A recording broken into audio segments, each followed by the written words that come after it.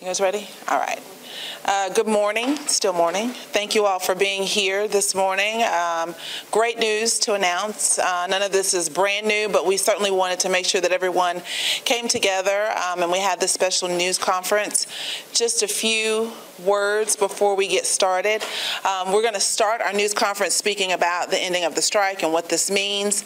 We'll take questions about that first, and then if there are any other questions about any other stadium that you want to ask about, we'll take that at the end of the news conference, okay? All right. Good afternoon, and thank you for joining us. We're excited to stand here before you today and announce that the strike with the JTRAN union has ended. Let's give that a round of applause.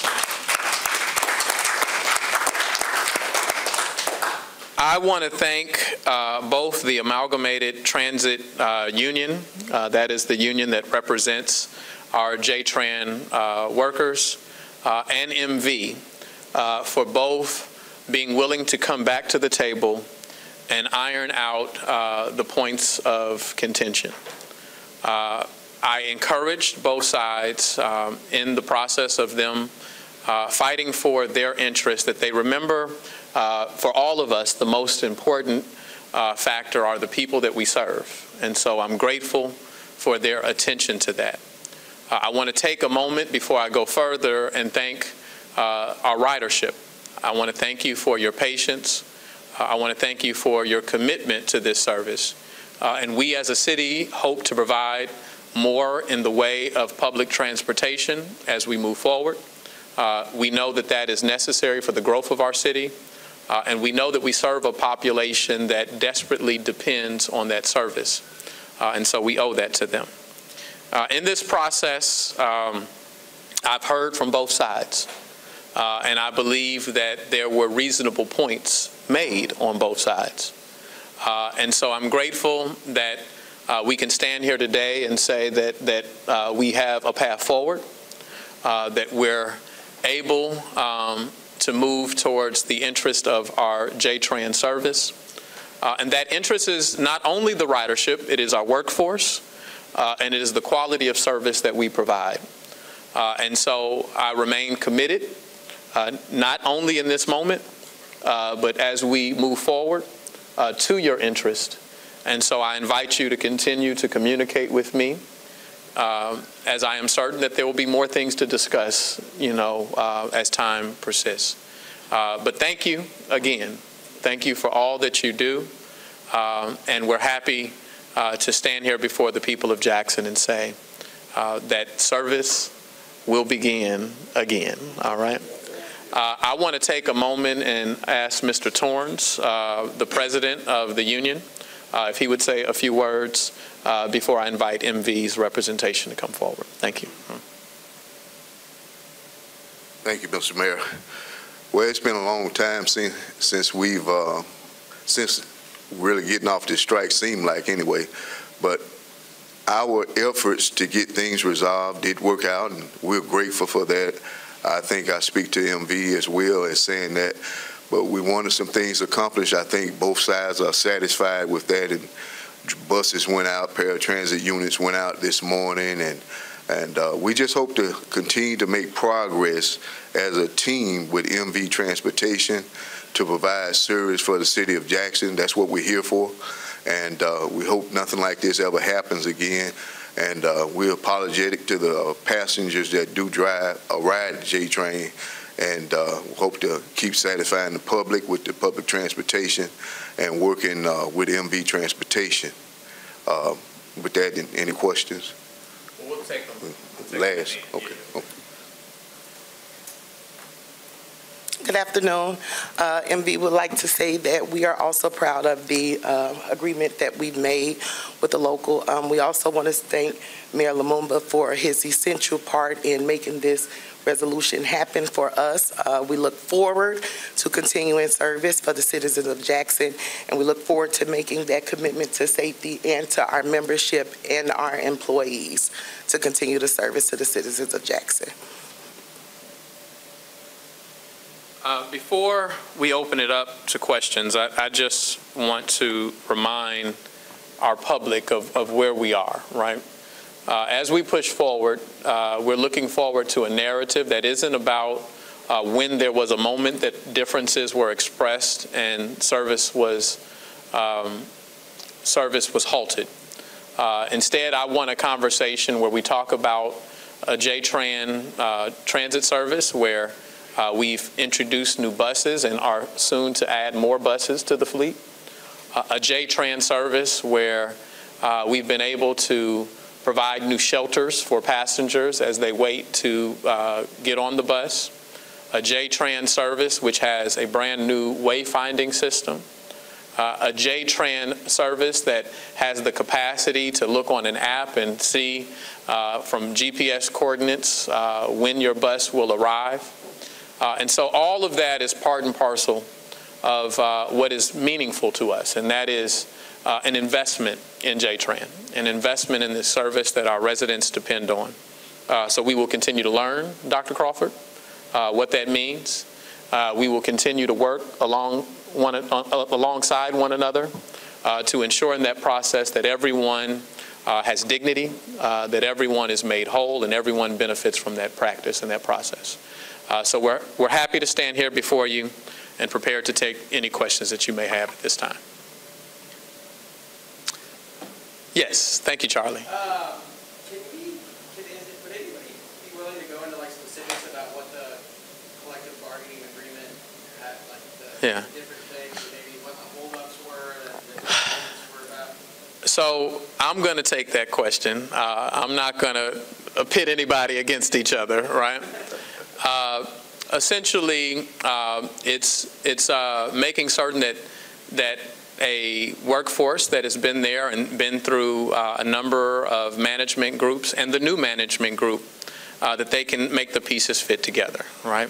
There are differences in how their operations existed before they came together. And so fortunately, they were able to put it together to bring us forward to this moment in time. I don't think that anyone was insincere in that practice or that process. I don't think anyone had any nefarious intent, any evil intent in that process. But sometimes gaining clarity on how you move forward doesn't happen quickly. And so we're proud to say that they now have understanding.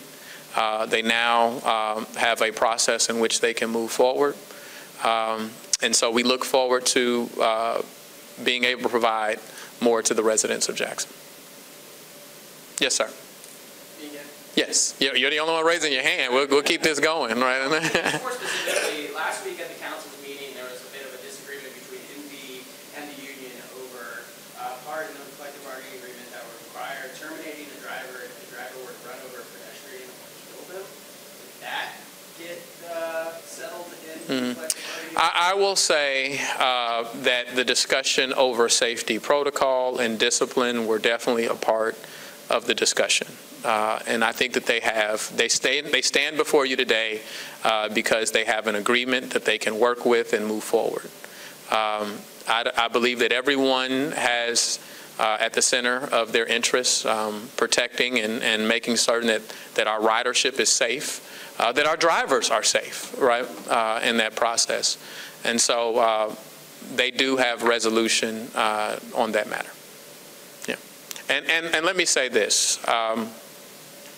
This is why it is important that we take pause and identify where the path forward is. Had we just simply ended a contract, right, then the reality is that could have been more damaging not only to our ridership but to our workforce, right?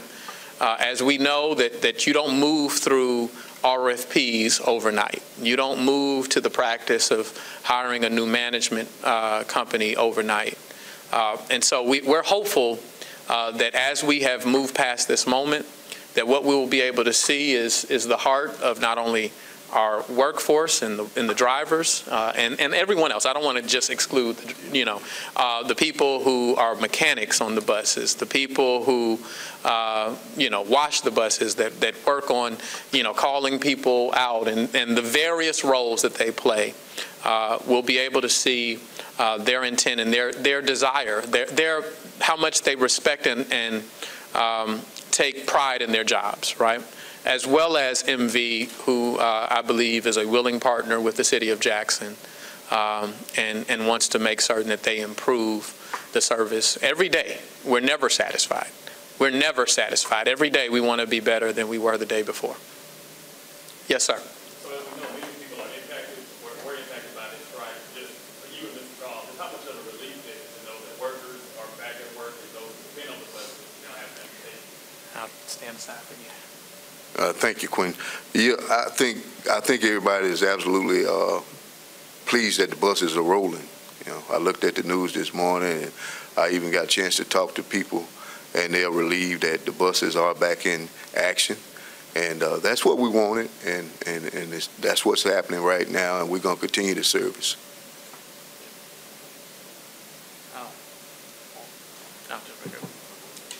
And for me, of course, I'm excited. I'm excited because, you know, my primary interest, while I hear both sides and am concerned for them as well, my primary interest is the residents of Jackson. And in a strike, not just this one, in a strike, nobody wins, right? You have a workforce that is, you know, they have less money to put food on the table, right?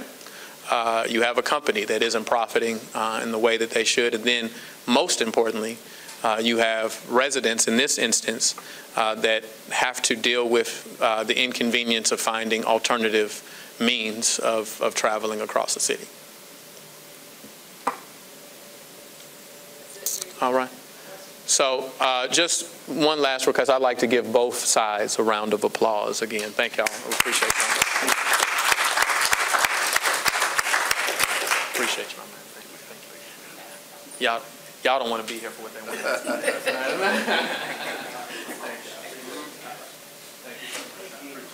All right. I'm going to step aside, so they're going to ask me about the stadium.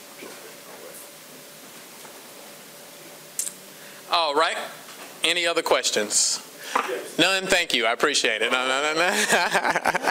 So currently we have several traffic lights now, in particular some of Old Road, Pearl Street, and some buildings. Can you give an update to when those will be fixed and what's going on? So we will update the website again as we have done. We've been providing update on these lights.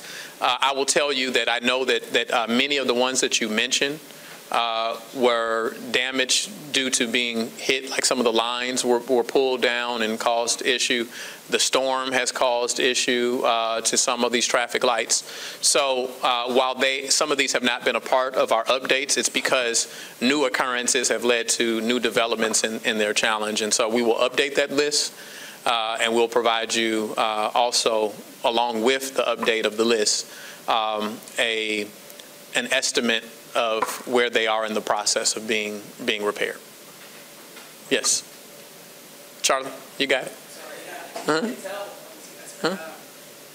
So Smithville Stadium, have you responded to the AG's letter at all, or is it for sure that it's still probably going to go into the courts? I have not responded. I will say, only because it was characterized in this way from a media posting, that the AG does not have the authority to order the transfer of Smithville Stadium, and we will certainly defend our interest. While I won't get into what our defenses are, I will say that I believe that we have a case, right? What I will say is this, and give a little bit of history. Before I was mayor, my father's administration worked diligently. In fact, the day my father died, he had a meeting scheduled with Costco. In fact, it was actually Jackson who had engaged Costco leadership first, and that was the place that they wanted to go. And unfortunately, we met opposition from state leadership. I will share, I've never said this publicly. We were talking to some of the developers who ultimately are now developing Topgolf in Madison County. Before, they had an interest in developing on some of the property right there near Smithville Stadium. And the reason that they didn't is because state leadership opposed it. And so our residents of Jackson are often led to believe that nobody wants to invest in Jackson, when the reality is that's not true. And what is a little disheartening is when I see that every time state leadership comes to me, our administration has been very supportive of their ideas to build a walking trail in the area. There's an idea and there's a goal of creating a bridge that crosses over Lakeland Drive that will say LaFleur's Bluff, right, to connect the museums, and we've agreed to all of that. We've been a willing partner. And so when I see investment taking place in North Mississippi and their big press conferences, or South Mississippi and the states talking about how we're moving forward, the only thing that I would say is ask the question, why is Jackson not deserving? What sets us apart? Instead of suggesting things that people might assume that I would suggest, I'm just going to pose the question. Why is Jackson not why are we not worthy of that partnership, that engagement? And if there's an interest or a desire to do something with Smithville, maybe it would be a better course of action, instead of sneaking a takeover of Smithville in a bill where you don't call it out by name, you call it out by its legal description. Maybe it would be a path of least resistance if you just came to the table and said, well, we have some desires too. And we think that we can do some things that will benefit Smithville Stadium, benefit the residents of Jackson, benefit the state of Mississippi. That's the way business is done. That's the way and that it should go. That's the way that it goes in other parts of the state. And so when I see that investment in other parts, I don't take the position that I'm angry with it, right? I'm happy for Mississippians. I'm happy that other parts of the state are being invested in. I merely just suggest that the residents of Jackson are worthy of that too. And so that's what I would ask that you do. Ask them, why is this the process? All right. Just follow up. Have they given you any idea of how the contract has been breached? No, they were. Does that have to do with the cigar shop? Or? I will not. One, I won't make their case for them, right? And I won't speculate on what they believe to be that breach. I will say that from our standpoint, and them signaling that they would, make this effort, we've already begun the process of looking into this and how we will defend the interest of Jackson. But again, it shouldn't be a defense, right? The object of our debate, the object of our discussion shouldn't be victory over one another. It should be progress.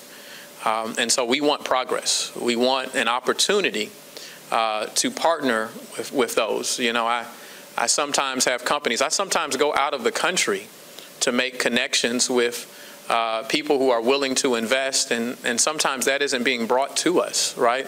Those conversations aren't being introduced to us. So we have to bring ourselves to the conversation. Because unfortunately, we don't enjoy the privilege of that relationship. And so it's not because we don't want it. It's not because we're not willing on our side.